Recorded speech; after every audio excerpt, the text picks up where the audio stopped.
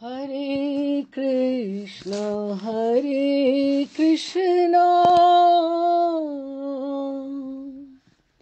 Krishna Krishna, Hare Hare,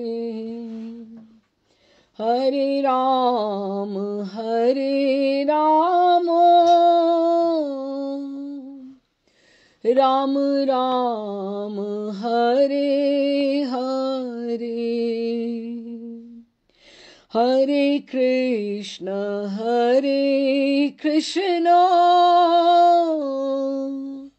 Krishna Krishna, Hare Hare, Hare Ram, Hare Ram, Ram Ram, Hare Hare. Hare Krishna, Hare Krishna,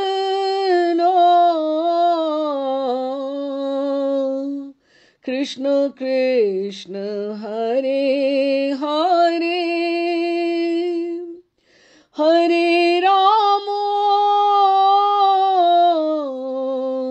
Hare Rama, Ram Ram, Hare Hare, Hare Krishna, Krishna Krishna, Hare Hare, Hare Ram, Hare Rama, Ram Ram, Hare Hare. Shri Krishna Chaitanya Prabhu Nityananda, Shri Advaita Gadadhar Shivasadi Gaur Bhakta Vrinda, Rupa Sanatana Bhatt Raghunatha, Shri Jeev Gopal Bhatt Das Raghunath. एही छे गोसाई कौरी चरण वंदन, यहाँ हैते विघ्नाशे अभीष्ट पुरन, अभीष्ट पुरन, अभीष्ट पुरन। राधे श्याम जी, आप सबका नरोत्तम प्रार्थना के अगले सेशन में सबका स्वागत है। और आज हम अभी तक हम 14 इसके पद पढ़ चुके हैं और आज हम 15वां पढ़ने वाले हैं। जिनके पास बुक्स हों या फोन पे निकाल लें ताकि हम शब्दावली के अनुसार चल पाएंगे। 15वां पद है, पहले हम इसका गान कर लेते हैं, फिर इसको हम समझ लेंगे। जे अनिल प्रेम धन करुणा प्रचुर, हेन प्रभु को था गेला आचार्य ठाकुर। कहाँ मोर स्वरूप रूप कहाँ सनातनो, कहाँ दास रघुनाथ पतित पावन। कहाँ मोर भट्ट युग कहाँ कविराज, एक काले को था गेला गौरा नटराज। पाषाणे कुटिब माथा अनिले पशिव, गौरांगे गुणेर निधि कथा गेले पाव। ये सब सांगीर संगे जे केला विलास से संग ना पाया कांदे नरोत्तम दास से संग ना पाया कांदे नरोत्तम दास नरोत्तम दास नरोत्तम दास।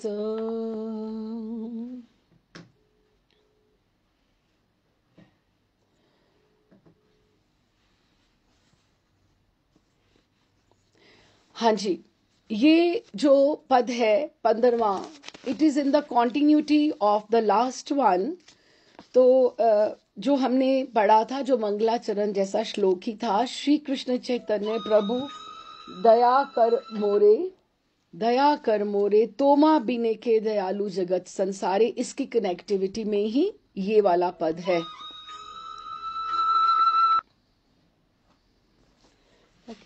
ये हाँ जी, तो हमने नोटिस किया होगा कि जब हमने इसका गान किया तो ये बहुत जैसे विरहा का पद होता है, विरहा का पद होता है। जो उसकी ट्यून है, इसकी जो धुन है, जैसे समवेयर समथिंग इज मिसिंग, जैसे किसी को याद किया जा रहा है। और मैंने भी नोटिस भी यहाँ किया है कि ये जो 2 पद हैं, ये जो इस्कॉन की हमारी रहती है पत्रिका, जो छोटी बुकलेट रहती है वैष्णव प्रार्थना वंदना की, ये उसमें इम्पॉर्टेंट है। और यूजुअली ये तब गाए जाते हैं जब किसी का देहावसान हो जाता है, मतलब when one leaves the body. लेकिन हमें ये सोचना चाहिए, ये विरहा जो है ये किसी और के लिए है कि जे अनिल प्रेमधन करुणा प्रचुर हेन प्रभु कौथा गेला आचार्य ठाकुर। जब हम ये समझेंगे तो अभी ये ऐसा आएगा कि वो लोग सब कहाँ गए, लेकिन ये गाया जाता है यूजुअली। तो ये समझना चाहिए, ये चीजें हमने, ये जो पद लिखे गए हैं इसकी भूमिका क्या है, किसके लिए लिखे गए हैं। अवसर ठीक है, अवसर ठीक है कि ये जो सब लोग थे ये कहाँ चले गए, लेकिन जैसे किसी का डेथ हो जाती है वहां पर ये गाना उपयुक्त नहीं है, उपयुक्त नहीं है। ये तो जीव मात्र की रोज की पुकार होनी चाहिए हृदय से, ना कि उसी समय, उस समय की आप कहाँ चले गए, वहां नहीं होनी चाहिए। तो एनीवे हम अब ये स्टार्ट करते हैं। जे अनिल प्रेम धन करुणा प्रचुर हेन प्रभु कौथा गेला आचार्य ठाकुर। तो आचार्य शिष्य निवासाचार्य को उन्होंने बोला है, लेकिन उनके नाम के आगे भी ठाकुर लगाया है। अब नरोत्तम ठाकुर तो हैं ही खुद, और जीव गोस्वामी पाद ने उनको नाम की ये पदवी दी, लेकिन इन्होंने श्रीनिवास को, उन्होंने जीव गोस्वामी पाद ने आचार्य की पदवी दी, लेकिन इन्होंने इनको भी आचार्य ठाकुर बोला है। देखिए नाम कहीं नहीं है, लेकिन आचार्य श्रीनिवास जी को ही बोला गया है। ये हमें समझना पड़ेगा, इसमें नाम श्रीनिवास जी का कहीं नहीं है। और ठाकुर से तो महाशय नरोत्तम ठाकुर भी हो सकते हैं, तो अपना वो नाम नहीं ले रहे हैं। लेकिन ये भक्त विनोद ठाकुर के लिए भी नहीं है, क्योंकि ये नरोत्तम ठाकुर ने लिखा है, 500 साल पहले लिखा। भक्त विनोद ठाकुर तो अभी होके गए, है ना। तो ये आचार्य ठाकुर जो उन्होंने बोला है, ये इन्होंने बोला है श्रीनिवासाचार्य के लिए। तो अभी हम थोड़ा सा इनकी हिस्ट्री अगर समझें तो हमारे लिए पूरा पद समझना बहुत आसान हो जाएगा। अब हम समझते हैं। देखिए, श्री महाप्रभु गौरांग महाप्रभु के एक तो वो पार्षद हुए जो नवदीप धाम में हुए, जैसे श्रीवास जी थे, शुक्लांबर ब्रह्मचारी थे, बहुत लोगों ने तो उनका संग जगन्नाथपुरी तक भी किया, ठीक है। तो एक ही पार्षद हुए नवदीप धाम में, जो उनकी बचपन की लीला के संगी हुए। दूसरे वो हुए जो उनके साथ जगन्नाथपुरी में सन्यास के में भी रहे वहां पे, और उनमें से स्वरूप दामोदर है, राय रामानंद है। स्वरूप दामोदर साक्षात ललिता सखी हैं, राय रामानंद जो हैं वो अर्जुनीय सखी भी हैं, और विशाखा जी भी हैं। इस तरह से बहुत सारे पार्षद उनके वो रहे। अच्छा, ये अब 2 बैचेस हो गए, 2 समूह की बात हमने करी। अब तीसरा बैच उन्होंने वृंदावन उन्होंने इन्फोर्समेंट करके अपनी शक्ति उनमें प्रतिपादित करके उनको वृंदावन उद्धार के लिए भेजा, क्योंकि वो आस्वादन तो वो स्वयं कर रहे हैं ठाकुर जी की रूप माधुरी का और ठाकुर जी की गुण माधुरी का जगन्नाथपुरी में, लेकिन उनके अवतार का एक बहिरंग कारण ये भी था, बहिरंग ये कारण ये भी था कि वृंदावन का उद्धार करना, जो वो गोस्वामियों के द्वारा उन्होंने प्रतिपादित करवाना था। तो वो एक बैच वो हो गया। और एक महाप्रभु का और एक मेन कार्य ये था कि रस ग्रंथों का भी इस्टेब्लिशमेंट हो, रस ग्रंथों का प्रणयन हो, उनको लिखा जाए ताकि आने वाले युगों में उनका प्रचार हो पाए। अब ये भी काम गोस्वामियों ने किया। रूप गोस्वामी, सनातन गोस्वामी, जीव गोस्वामी पाद, गोपाल भट्ट जी, रघुनाथ दास गोस्वामी पाद, सबने मिलके बहुत सारे ग्रंथ लिखे।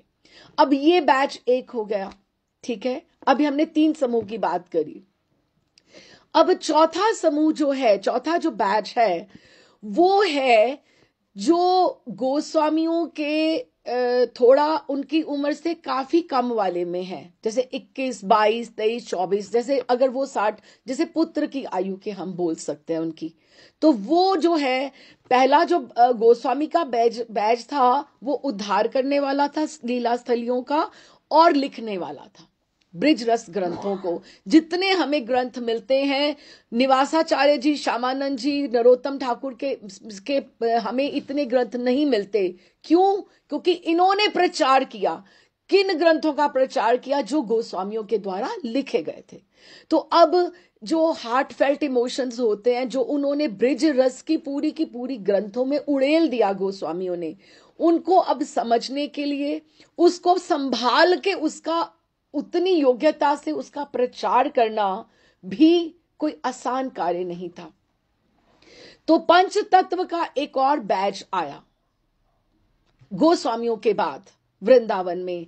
उसमें से अगर हम अब ये सोचें तो निवासाचार्य जी जो हैं वो आवेश है महाप्रभु का, गौरांग महाप्रभु का प्रकाश है।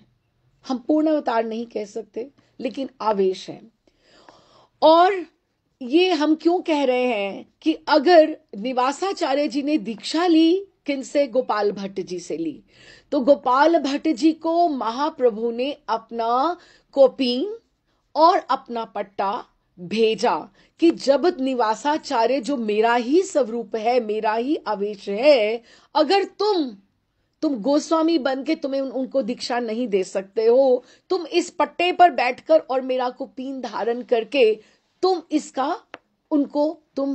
इनको भजन की दीक्षा तुम देना, ताकि एक स्वरूप की भी रक्षा हो जाएगी, है ना। तो नहीं तो जब भी गोपाल भट्ट जी को महाप्रभु ने भेजा, ये जो पट्टा भेजा और कुपीन भेजा, तो वो उसकी तो वो पूजा कर रहे थे, उन्होंने उसको प्रयोग में नहीं लेके आए, क्योंकि उन्होंने उसकी पूजा इसलिए की क्योंकि उनके लिए वो एक सम्माननीय ऐसी है उपलब्धि थी कि जो महाप्रभु ने प्रयोग में लेकर आए हैं, वो उसको अपने प्रयोग में कैसे ला सकते थे। लेकिन महाप्रभु ने उनको आदेश दिया कि निवासाचार्य जब आवेंगे, तभी राधा रमन जी का प्रागट्य भी नहीं हुआ था, लेकिन ये पहले सब लीलाएं ये मोहरों की तरह, चेस की तरह ये सब बिछी हुई हैं। तो उन्होंने आदेश दिया कि तब जब तुम निवासाचार्य जब आएंगे, तब तुम उनको इस पे बैठ के तुम दीक्षा देना। तो ये महाप्रभु के स्वरूप की रक्षा भी हो गई। तो निवासाचार्य जो हैं वो महाप्रभु का प्रकाश है। नरोत्तम ठाकुर जो हैं वो नित्यानंद प्रभु का आवेश हैं। उसके बाद जो रामचंद्र हैं, अच्छा अब इनका हम दूसरा नाम भी समझते जाएं। निवासाचार्य जी जो हैं वो मणिमंजरी हैं इटर्नल स्वरूप में, क्योंकि एक योगपीठ हमारी चलती है महाप्रभु की, नवदीप की योगपीठ चलती है, एक पीठ चलती है ब्रिज रस की, एक वृंदावन की पीठ चलती है, ठीक है ना। तो निवासाचार्य जी जो हैं वो निवासाचार्य जी हैं नवदीप पीठ में वहां पर, लेकिन वो ब्रिज रस की जो पीठ है, योग पीठ है, उसमें वो मणिमंजरी हैं। ठीक। नरोत्तम ठाकुर जी जो हैं, नरोत्तम ठाकुर जी जो है नित्यानंद का आवेश है, और वो ब्रिजरस में वो चंपक मंजरी हैं। फिर रामचंद्र जी जो हैं वो निवासाचार्य जी के शिष्य हुए, जो गदाधर जी का आवेश है। ये पंच तत्व की मैं आपको बात कर रही हूं, जो सेकेंड बैच में प्रचारक के रूप में आया, लेकिन वो पंच तत्व का आवेश आया। हम अभी समूह ये समझ रहे हैं। तो ये गदाधर, तो महाप्रभु नित्यानंद, गौर, गदाधर और नित्यानंद का तो इकट्ठा रहना बहुत स्वाभाविक है। और रामचंद्र जो है वो करुणा मंजरी है अपनी इटर्नल स्वरूप में। ठीक है। उसके बाद चौथा अगर हम सोचें तो श्यामानंद जी इनके साथ प्रचार के लिए गए, निवासाचार्य जी के साथ और नरोत्तम ठाकुर के साथ। नरोत्तम ठाकुर ने ली सेवा ली, इन्होंने ली लोकनाथ गोस्वामी पाद से, और रामचंद्र जी ने ली निवासाचार्य जी से, और श्यामानंद जी हृदय चैतन्य से उड़ीसा से लेकर ही आए थे, लेकिन जीव गोस्वामी पाद से उन्होंने शिक्षा ली। ये श्यामानंद जी जो हैं ये हुए कनक मंजरी, इनका जो ब्रिज रस में पीठ पे जो स्थान है कनक मंजरी है। और ये पंच तत्व की जो बात कर रहे हैं, तो श्यामानंद के आगे रसिकानंद उनके शिष्य हुए, जो श्रीवास का स्वरूप है, जिन्होंने श्यामानंद जी के साथ मिलकर खूब खूब नाम प्रचार किया, खूब ग्रंथों का प्रचार किया। तो ये लास्ट बैच, इसके बाद एक और बैच भी आया जो बलदेव विद्याभूषण विश्वनाथ चक्रवर्ती पाद का आया। फिर धीरे धीरे धीरे धीरे सारे स्प्लिट होते गए, और भी आगे आगे आगे आगे शाखाएं होती रही, लेकिन मूल शाखा यही है। गोस्वामी वृंद का सब आदर करते हैं, चाहे हम इस्कॉन के हों, चाहे हम गौड़िए हों।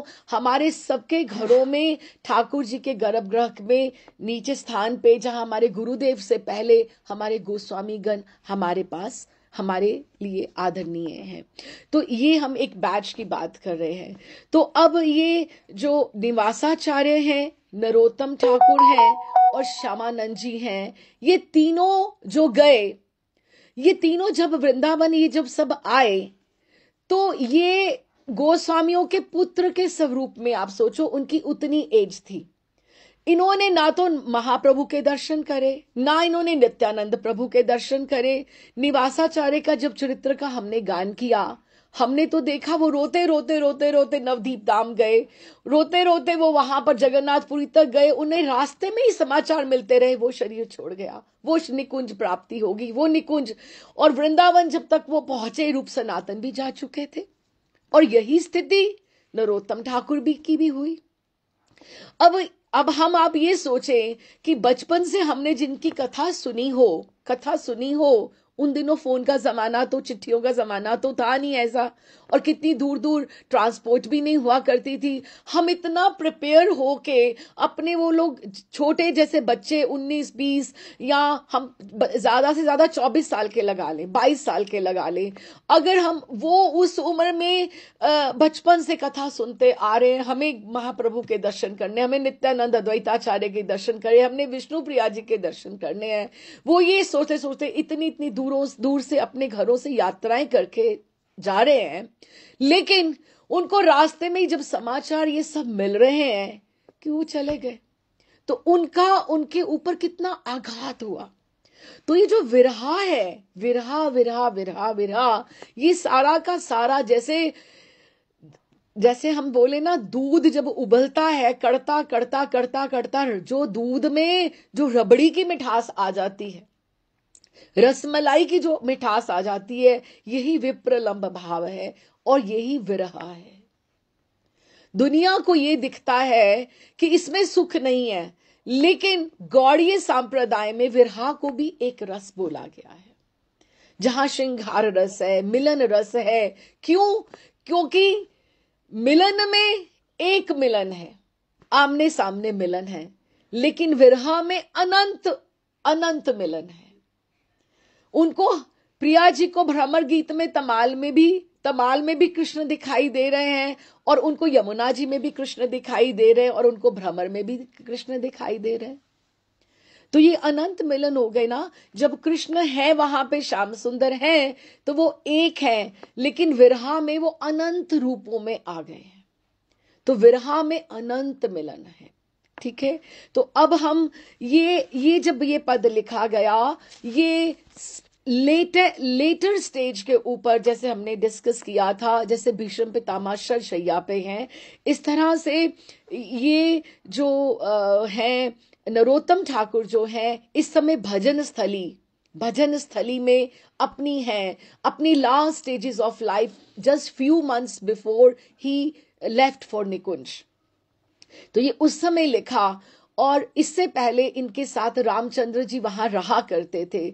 लेकिन रामचंद्र जी को जब संदेश आया कि निवासाचार्य प्रभु वृंदावन में ही शरीर छोड़ना चाहते हैं, तो वो जाना चाहते हैं, तो ये मैं आपको थोड़ा सा इधर से पढ़ के सुनाती हूं, आपको समझ में आएगा कि उन्होंने प्रार्थना की। निवासाचार्य ने रामचंद्र जी को प्रार्थना की कि आप भी मेरे साथ चलो। अब वृद्ध हैं, निवासाचार्य जी वृद्ध हो गए हैं, रामचंद्र उनके शिष्य हैं, तो उनको ठाकुर जी, नरोत्तम ठाकुर महाशय का संग छोड़ के उनके साथ जाना पड़ा।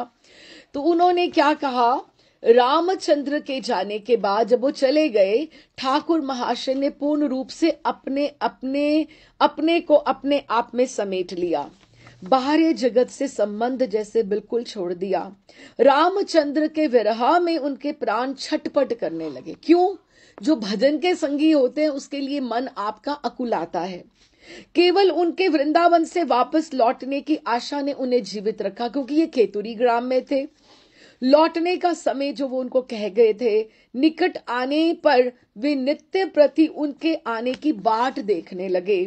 पर एक एक दिन करके महीनों बीत गए, फिर भी वे न आए।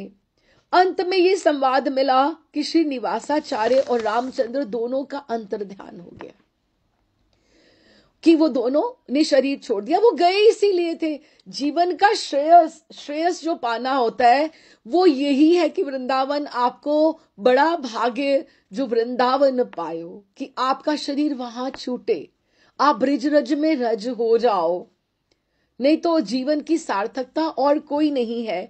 तो वो गए इसीलिए थे। गोपेश्वर महादेव से आप थोड़ी सी आप आगे जाएं, आप राधा रमन जी की तरफ, उसी सड़क के ऊपर श्रीनिवास कुंज है, जहां पे श्रीनिवासाचार्य और रामचंद्र जी की समाधि दर्शन है, उनके ठाकुर जी वहां पर विराजित है।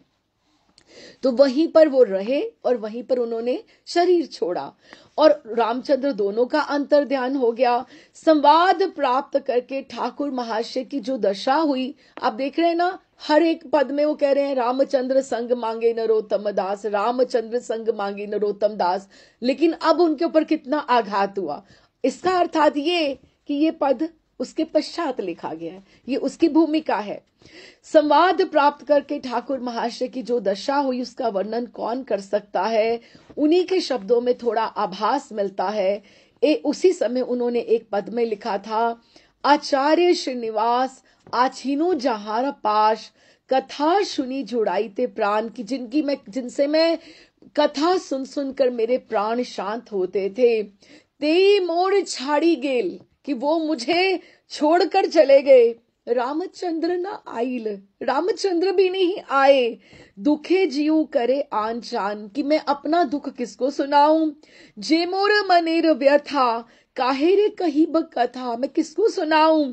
एछार जीवे ने नहीं आश, अब मुझे भी अपने जीवन की कोई आश नहीं है। अन्न जल विष खाया, मैं अगर शरीर के पोषण के लिए अन्न जल ग्रहण भी कर रहा हूं तो मुझे लग रहा है मैं जैसे विष खा रहा हूं। मैं ऐसे शरीर को रखना भी क्यों चाह रहा हूं, जब रामचंद्र चले गए, जब निवासाचार्य चले गए।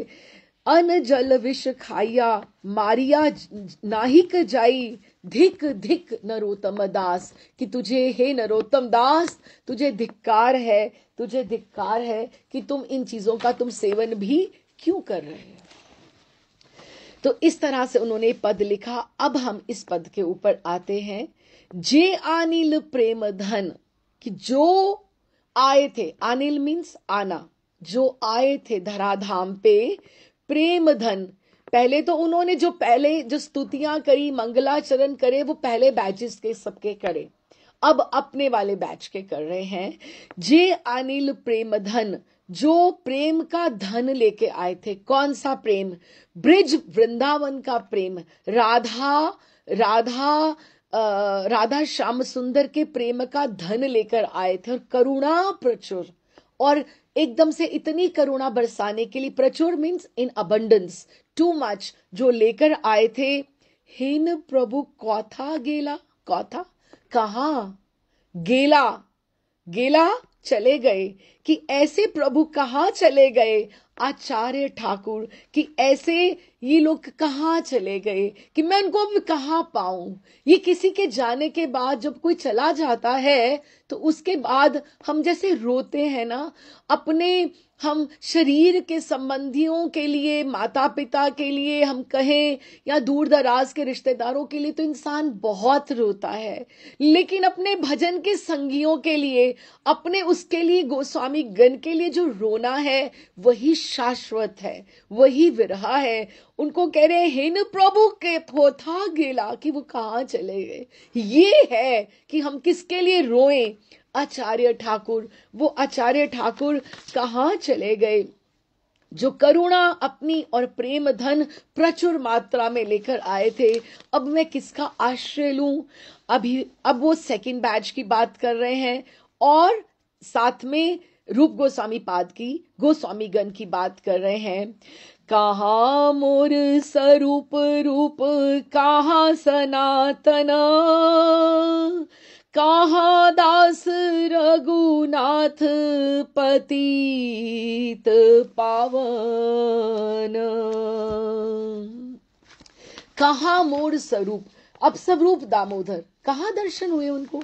स्वरूप दामोदर के दर्शन नहीं हुए उन्हें, ना ही उन्हें रूप सनातन के भी दर्शन हुए। तो अभी ये पूछ रहे कहाँ कहाँ कहाँ चले गए, क्योंकि एक जैसे उन्होंने बचपन से एक सुना हो जिसके बारे में कि मुझे उनको दर्शन करने हैं, लेकिन you missed the bus, you missed the bus. अब जैसे मैं भी आपको बताऊं कि अवध बिहारी लाल कपूर जी के हम बहुत ग्रंथ पढ़ते रहे हैं, बहुत प्रणम्य हैं हमारे लिए, बहुत सुंदर लिखते हैं, लेकिन 2005 में उन्होंने शरीर छोड़ा। और क्या मैं वृंदावन नहीं जाती थी। राधा रमन जी के मंदिर के बराबर में उनका घर था, है ना। तो फिर गौरांग दास बाबा की वो जो उधर भागवत निवास के पास उनकी वो वहां पर हैं, गौरांग दास बाबा जो उनके थे, वहां पर भी उन्होंने वहां पर भी जाते रहे, वहां ही उन्होंने शरीर छोड़ा, लेकिन हमने उनके नहीं दर्शन किए। अनन्य विभूतियां हैं, अनन्य विभूतियां। जैसे अभी इस समय हम देखें कितनी अनन्य विनोद बाबा हैं, प्रेमानंद महाराज श्री हैं, अनन्य विभूतियां हैं वृंदावन में। हमें इन संतों के पास, अच्युत लाल भट्ट जी हैं, हमें इन संतों का आशीर्वाद लेना चाहिए, हमें इनके दर्शन करने चाहिए। ये साक्षात चिन्ह में विभूतियां हैं जो वृंदावन में इस समय, और भी संत बहुत विराजित हैं। हम लोगों के पास ही समय नहीं है जो हम उनके पास जाकर बैठकर, हमारे महर्षि चले गए, हमें मुझे ये बहुत लगता रहा कि महर्षि के पास जितना कुछ था हम उतना नहीं उनसे ले पाए, उनका नहीं ले पाए। और बहुत भाग्यवान है वो लोग जो अपने गुरु की सेवा कर पा रहे हैं, बिल्कुल गुरु की सेवा कर पा रहे हैं, गुरु की दृष्टि में है। ये बहुत भाग्य की बात है।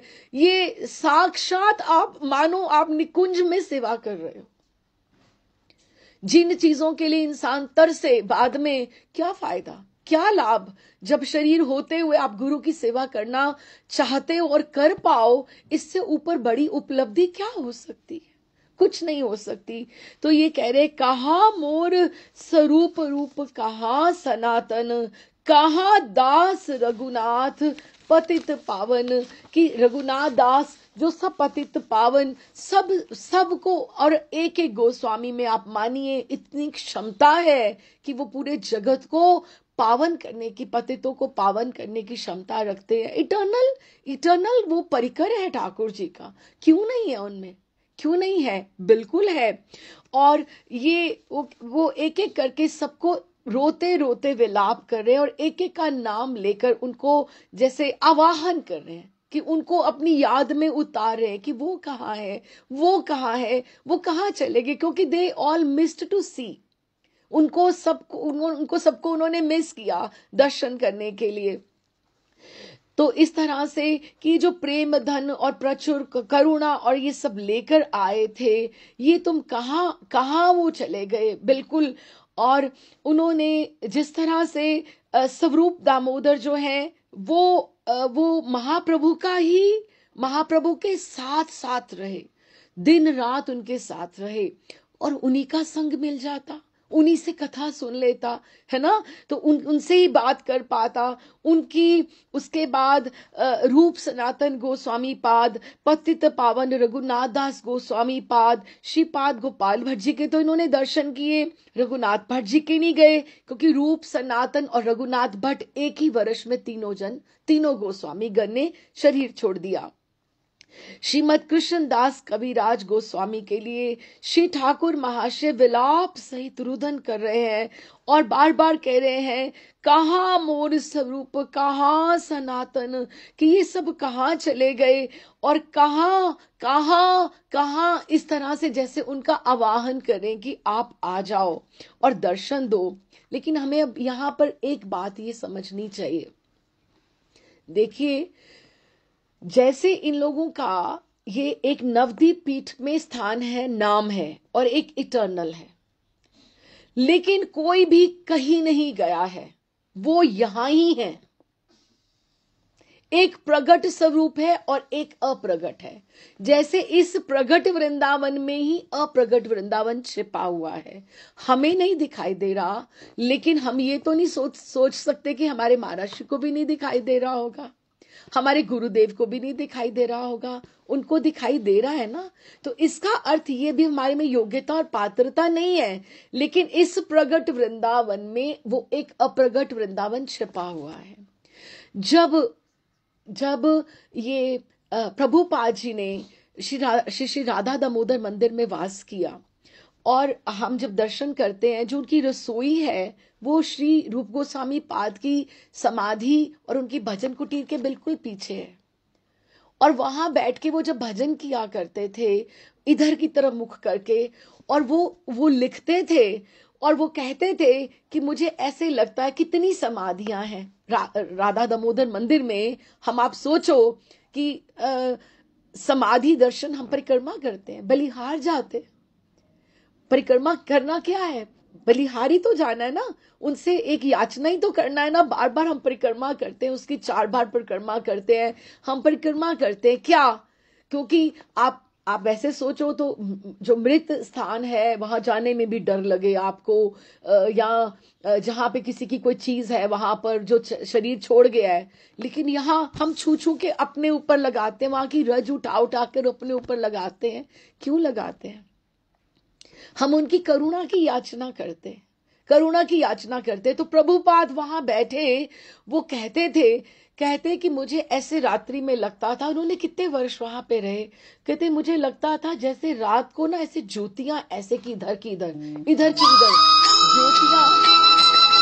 ज्योतियां इधर से इधर, इधर से इधर, इधर से इधर वो चल रही हैं, बिल्कुल दिखाई देती थी कि वो इतना सिद्ध स्थली है। और देखिए सेवा कुंज निधि वन के कितनी बराबर में है, कितना बराबर में ये स्थान है कि वहां पर राधा प्रभुपाद ने भी यही सोचा कि मैं यहीं वास करके यहीं पे मैं सब लिखूं। और उन्होंने जब अपने वहां प्रवास की तैयारी की कि मुझे बाहर विदेश में नाम प्रचार करने का, क्योंकि उन्होंने he wanted to get all that positivity, that energy, कि जैसे वो प्रचार के लिए गोस्वामी गण आए, मुझे भी ऐसे प्रचार करने के लिए जाना है।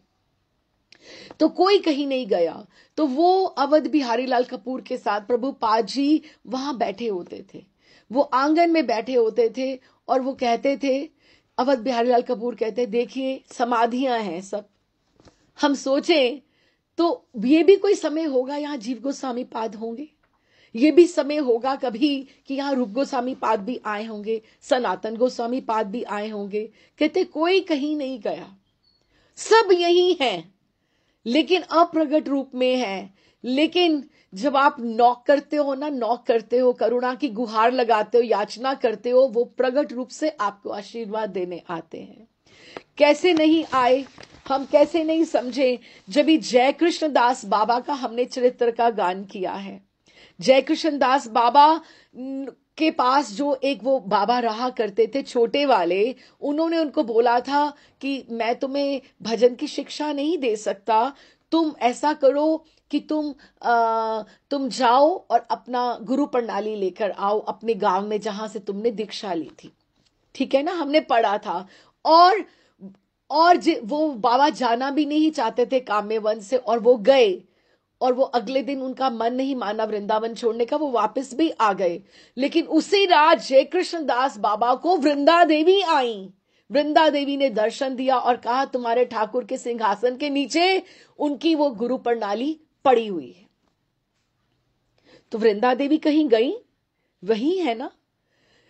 कृष्णदास बाबा मानसी गंगा वाले, जब उन्होंने उनका मन होता था मुझे शास्त्रों का ज्ञान हो, सबका मुझे पता लगे। लेकिन अगर शास्त्र ज्ञान में आप जाते हो तो आपका भजन छूटता है।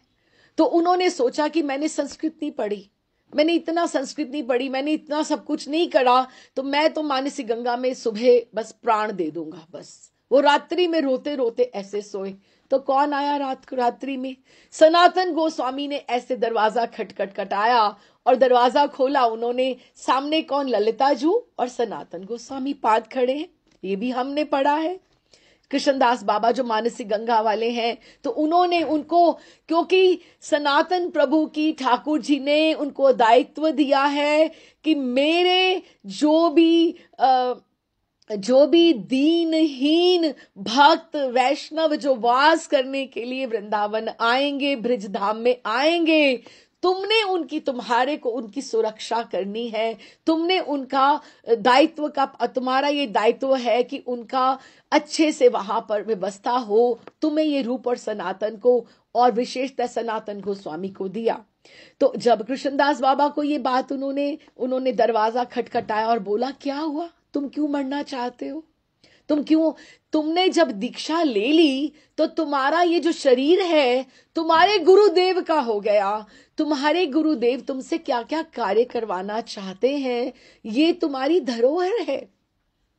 सनातन गोस्वामी को यही बात महाप्रभु ने भी तो बोली थी ना, जगन्नाथपुरी में जब उनको रोग हो गया था, खुजली का रोग हो गया था, कि दीक्षा के बाद हमारा जो शरीर है हमारा नहीं रहता, वो हमारे गुरुदेव का हो जाता है, और गुरुदेव ने उसका भार लिया है। उन्होंने भार लिया है हमारे को। वो अगर उंगली पकड़ कर लेकर जाना चाहते हैं जिस डायरेक्शन में, जिस दिशा में, तो उन्होंने हमारा भार वो वहन करते हैं। तो उन्होंने कृष्णदास बाबा को, ललिता जी ने हाथ रखा सिर के ऊपर। सनातन गोस्वामी पाद ने आशीर्वाद दिया कि तुम्हें स्वतः सब ग्रंथों की स्फूर्ति होगी, तुम्हें सारे ग्रंथ यूं के त्यों उनको ऐसे। और उन्होंने यह क्या टीका लिखी कृष्णदास कविराज के गोविंद लीलामृतम की, मानसी सेवा की, कितनी अधिक कि वो दूसरों को पढ़ाने के भी योग्य हो गए। और कहा तो वो मरने के लिए तैयार थे। तो किसकी कृपा प्राप्त हो गई? इसका अर्थ तो ये हुआ ना, ये कृष्णदास बाबा कब हुए? 200 वर्ष पहले। 200 वर्ष पहले के बीच में, 150 पौने 200 वर्ष के पहले हुए। मानसी गंगा में उनकी समाधि दर्शन है, चकलेश्वर में जहां वो भजन करते थे, वहां पर। तो इस वृंदावन में हमारे में कमी है। सनातन गोस्वामी पाद, रूप गोस्वामी पाद कहीं नहीं गए हैं, कहीं नहीं गए हैं, ये वृंदावन में ही है। सिर्फ हमें उनका आवाहन करना है, और आवाहन याचना से, हमें याचना से, गुहार से, हमें प्रार्थना से ही। और यही वो सिखा रहे हैं कि वो उनका एक प्रगट स्वरूप था वो जो, और एक अप्रगट है। परिकरों के साथ भगवान की लीला जब मानव नेत्रों के गोचर होती है तो उसे प्रगट प्रकाश कहा जाता है, कि जब वो धराधाम पर आए थे। और जब हमें वो नेत्र गोचर नहीं होती है तो वो अप्रगट प्रकाश हो जाता है। लेकिन वो जब जब उनकी आवश्यकता होती है, जब जब उनको पुकार होती है, तो वो अवश्य आके सहारा देते हैं। और उसको कोई भाग्यवान ही देख पाता है, कोई भाग्यवान ही उनको दर्शन कर पाता है। सपार्षद भगवान के दर्शन के लिए विलाप और आरती उत्कंठामय प्रेम को पाने का श्रेष्ठतम साधन है। जो विरहा की पुकार करना है, अभी हम ये सोचें एक बार, देखिए हम विरहा की बात करते हैं। अगर विरहा नहीं होता तो विलाप कुसुमांजलि हमें मिलती नहीं मिलती। उसका नाम ही रघुनाथ दास गोस्वामी पाद ने विलाप कुसुम अंजलि, क्या विलाप अर्थात विरह में जो एक तो देखो अलाप हुआ, प्रलाप रोना होता है, विलाप करना भी एक तरह का रोना होता है। अलाप, प्रलाप, विलाप। तो विलाप अश्रुओं की के साथ सनी हुई, जो भीगी हुई भाव भीनी जो बातें उन्होंने करी, जो एक एक श्लोक है, वो विलाप का कुसुम, अश्रु का, आंसुओं का फूल की अंजलि बनाकर उन्होंने राधा रानी को समर्पण किया। तो वो विलाप ही तो है जो एक एक श्लोक की उत्पन्न या उत्पत्ति होती गई। इसी तरह से तो ये विलाप जो है उत्कंठामयी प्रेम को पाने का श्रेष्ठतम साधन है। और दूसरी ओर अभीष्ट के दर्शन, वो जो पाना चाहते हैं उसके दर्शन और साक्षात सेवा पाने की यही साधना है, यही हमारा विप्रलंब। राधानाथ स्वामी भी यही कहते हैं कि महाप्रभु ने जो हमें ये भजन का एक साधन दिया, एक मूड दिया है, मूड ऑफ सेपरेशन जो दिया है, कि हम ये सोच के देखें कि हम ठाकुर से अलग हुए हैं। This is most important. हम ये सोच के देखें कि हम वहां से, और फिर श्रीनिवासाचार्य प्रभु ने भी, षड गोस्वामी, इन्होंने भी सब यही विप्रलंब भाव की ही सेवा सिखाई है। अच्छा, अभी जो षड गोस्वामी पाद और सपार्षद राधा माधव के दर्शन के लिए जो प्रेमो उन्मत्त दशा में महा आरती से भर भर कर उन्होंने रुदन करते हुए, हे राधे, हे ब्रिज देवी गण, हे ललिते, हे विशाखे, ये जो सारा का सारा आवाहन करके यही ग्रंथों में विदग्ध माधव, ललित माधव, दान केली कौमुदी, ये सारे के सारे उनकी अश्रु ही ब्रिज रस में परिणीत होकर ये सारे के सारे प्रेम संपुट, ये सब ग्रंथ लिखे गए हैं। अगर ये विरहा का स्वरूप नहीं होता तो हमें ये ग्रंथ कभी भी ना मिल पाते। उन्होंने ही सब लिखा। तुम सब कहाँ हो, हमें दर्शन दो, हे गोवर्धन, इस आपके कल्पतरु के तले अथवा यमुना तटवर्ती कुंज वन में इस समय आप कहाँ रह रहे हो, कहाँ अवस्थान कर रहे हो। इस प्रकार खेद से भरकर महाविहल अवस्था में समस्त वृंदावन में, समस्त ब्रिजधाम में अभीष्ट को खोजते घूम रहे हैं। और ऐसे षड गोस्वामी पाद की मैं वंदना करता हूं। जब उन्होंने ये बोला, कहा मोर स्वरूप में उन्होंने पुरी का ले लिया, और रूप कहा सनातन, कि रूप गोस्वामी पाद आप कहाँ हो, सनातन आप कहाँ हो, कहा दास रघुनाथ दास गोस्वामी पाद आप कहाँ हो, हे पतित पावन, कहा मोर भट्ट युग में उन्होंने किसका नाम लिया, गोपाल भट्ट जी का नाम लिया और रघुनाथ भट्ट जी का नाम लिया, कि आप दोनों कहाँ हो, कहाँ कविराज, हे कृष्णदास कविराज आप कहाँ हो। और उन्होंने ये कहा कि ऐसी भाव दशा का उदय होना प्रेम के राज्य में बहुत उच्च कोटि की बात है। जब विरहा में हम आवाहन करते हैं गोस्वामी गण का, तो विरहा ही साध्य है, विरहा ही साधना है। अभी आप देखिए जो गोपी गीत है, गोपी गीत भी विरहा का ही गीत है।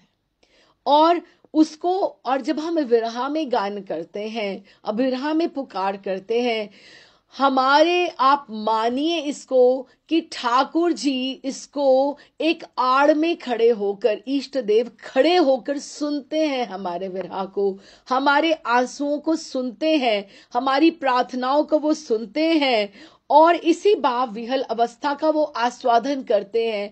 ठाकुर का आहार ही वही है, वही हमारा भाव है जब हम विरह में रोते हैं। क्यों? और वो कहते हैं भक्तेर, बहुत सुंदर बात है, भक्तेर प्रेम चेष्टा। जब इस तरह की भक्त प्रेम में चेष्टा करते हैं, जब रोते हैं ठाकुर जी के लिए, प्रेम में चेष्टा है, प्रेम में रोना, ये प्रेम में चेष्टा करना है। भक्तेर प्रेम चेष्ट देख कृष्णेर चमत्कार। कृष्ण ठाकुर बहुत चमत्कार, बहुत प्रसन्न होते हैं कि वाह, आनंद आ गया। ठाकुर को बहुत आनंद आता है, बहुत आनंद आता है जब वो ठाकुर जी जब ऐसे करते हैं कि वो उनको बोलते हैं कि जब भी वो आंसू देखते हैं भक्तों का, तो इसी भाव विहल अवस्था का वो आस्वादन करते हैं। इसीलिए ऐसी आरती, ऐसी उत्कंठा में भाव विहल दशा भगवत प्राप्ति से भी कहीं अधिक, भगवत प्राप्ति सीधा हो जानी और ठाकुर जी के लिए रोना, ये दोनों अलग चीजें हैं, लेकिन प्राप्ति से भी अधिक विरह अवस्था है। तो ऐसी ये वस्तु भगवत प्राप्ति से भी कहीं अधिक आकांक्षित वस्तु है, ये हमें जानना होगा। जो भी हो, इस तरह से श्रील ठाकुर महाशय पार्षद गणों के नाम ले लेकर उल्लेख करके अंत में कहते हैं, एक काले को था गेला गौरा नटराज, कि गौरा नटराज की एक युग बीत गया, एक युग बीत गया कि गौरा नटराज जब भी नवदीप धाम में गौर महाप्रभु जब नृत्य किया करते थे, नगर संकीर्तन किया करते थे, उसको एक युग बीत गया कि मैंने उनके दर्शन नहीं करे। हमें भी तो कभी कभी लगता है ना, काश हमारा तब जन्म हुआ होता जब गोस्वामी गण थे, हम भी वृंदावन में रहे होते, हम आंखें बंद करके सोच के देखें, यहाँ राधा विनोदी की सेवा होती, यहाँ लोकनाथ गोस्वामी पाद यहाँ पर उनकी सेवा करते थे, यहाँ गोपाल भट्ट जी राधा रमन जी की सेवा करते थे, वो वहां हम तब कहाँ थे कि वो समय जो गौर महाप्रभु गौरा नटराज जो जब नवदीप धाम में वो संकीर्तन किया करते थे, नगर संकीर्तन, आपको पता है कितने सुंदर सुंदर पद, जब वहां पे नवदीप धाम में नृत्य किया करते थे, कितने कितने सुंदर पदावली हुई है। जैसे अधरम मधुरम है ठाकुर जी के लिए, तो उनकी हसन दर्शन उनकी मधुर है। इस तरह से बहुत सी पदावली गौर महाप्रभु के ऊपर है। नटराज, नटवर वपु तो ठाकुर जी को ही बोला जाता है ना, वरा पीड़म नटवर वपु, ये तो ठाकुर जी को हमारे बोला जाता है। लेकिन गौरा नटराज इतना नृत्य कितना सुंदर करते होंगे, बहुत सुंदर सुंदर पद लिखे गए हैं। मधुर मधुर गौर किशोर, मधुर मधुर नट की तरह नृत्य करते, जैसे वहां कूद के वहां जाना, वहां से कूद के वहां जाना। मधुर मधुर सब सहचर, मधुर मधुर हाट, मधुर मधुर मृदंग बाजत, मधुर मधुर तान, मधुर रसे मातल भक्त गाभई मधुर गान, मधुर हेलन मधुर दोलन, मधुर मधुर गति, मधुर मधुर वचन सुंदर, मधुर मधुर बाती, मधुर अधर जिनी शशधर, कि ठाकुर जी के अधर कितने, जैसे ठाकुर जी नवदीप धाम में एक तो नटवर वपु ठाकुर जी हुए भगवान कृष्ण, और एक नटवर गौरा नटराज। अब ये कृष्ण चैतन्य, ये जगन्नाथपुरी वाले ठाकुर नहीं है, ये नटराज हैं जो नृत्य करते हुए नवदीप धाम में नगर संकीर्तन और श्रीवास के आंगन में संकीर्तन किया करते थे। तो वो कहाँ सब चले गए, उनके लिए ये आवाहन कर रहे हैं कि ये कहाँ गए। तो यही बोला, पहले उन्होंने स्वरूप के लिए बोला, गोस्वामी गण के लिए बोला, रघुनाथ पतित पावन और कृष्णदास कविराज के लिए, और एक काले कौथा गेला गौरा नटराज, क्योंकि विरहा को भी एक रस बोला गया है। जैसे श्रृंगार रस है, इस तरह से विरहा भी एक रस है, उसका आस्वादन कर रहे हैं और हमें ये आस्वादन करना सिखा रहे हैं कि हमें भी उनके लिए उनकी पुकार करनी चाहिए। तो फिर एकदम से रो रो के। अब जैसे कोई चला जाए तो हम ये बोलते हैं ना, हाय मैं क्या करूं, हाय मैं क्या करूं, मैं कहाँ जाऊं, एकदम आकुल व्याकुल इंसान हो जाए और कहे कि मैं पत्थर में अपना सिर फोड़ लूं क्या, मैं अग्नि में जल मरूं क्या। ये भी तो एक भाव होता है कि कोई चला जाए तो आपके मन में ऐसे आता है ना। तो यही भाव नरोत्तम दास ठाकुर ने उतनी ही विरह की इंटेंसिटी लेकर आ रहे हैं। और क्या कहते हैं, पाशेन कुटिव माथा अनलेप शिव। पाषाण पत्थर, कुटिव कुटू अपना माथा, और अनले अनल अर्थात अग्नि, पशिव स्पर्श कर लूं, उसमें मैं चला जाऊं। पाशाने कुटिव माथा अनले पशिव, गौरांगेर गुणेर निधि कथा गेल पाव। कि मैं गौरांग की गुण निधि, गौरांग की करुणा की जो कथाएं हैं, अब वो सुनाने वाले ही चले गए हैं। रूप गोस्वामी पाद सनातन जिन्होंने उनके दर्शन किए थे, गोपाल भट्ट जी जिन्होंने दर्शन किए थे, जो उनके पास बैठा करते थे, मैं उनके पास भी नहीं बैठा, मैंने उनकी बात भी नहीं करी। तो गौरांगे गुणेर निधि कौथा गेल पावे। कौथा किससे, किसके पास मैं बैठूं, गेले पाव, गेले पास में, मैं किसके पास बैठूं और मैं किससे पालूं। उनकी कथा, उनकी बातें हमें कौन कौन सिखाएगा। तो ये गौरा नटराज की नृत्य माधुरी के दर्शन के पश्चात उनका एकदम से जो मन है, एकदम रुदन और विलाप और अश्रुजल, एकदम से इंटेंसिटी उनकी बढ़ गई। और कहते कहते प्रगाढ़ रूप से एकदम विगलित स्वर में वो कह रहे हैं कि मैं कहाँ क्या करूं, मैं अपने आप का क्या करूं, कि अब मैं कहां से इनको सबको ढूंढूं, ये सब मुझे छोड़कर चले गए हैं। ये उनका आखिरी समय है नरोत्तम ठाकुर का। और ये हमें भी सिखा रहे हैं कि श्रवण कीर्तन में विरहा लेकर आना और इसकी गुहार करना, ये एक मूड है जो नरोत्तम ठाकुर पूरे ये पद में हमें बता रहे हैं कि जो ये सब आए थे ये चले गए हैं, लेकिन अब हम इनको प्राप्ति कैसे कर सकते हैं।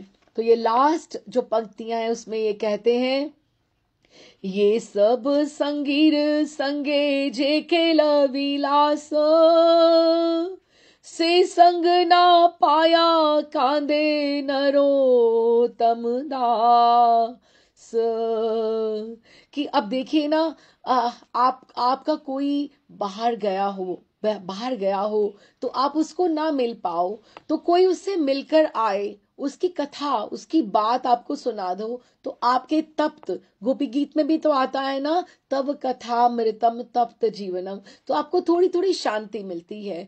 लेकिन आप अब महाप्रभु के जो संगी थे, जो पार्षद थे, वो जो गोस्वामी गण का जो वो बैच था, समूह था, या पुरी वाले पार्षद थे, या नदिया वाले पार्षद थे, अब वो सब जा चुके हैं।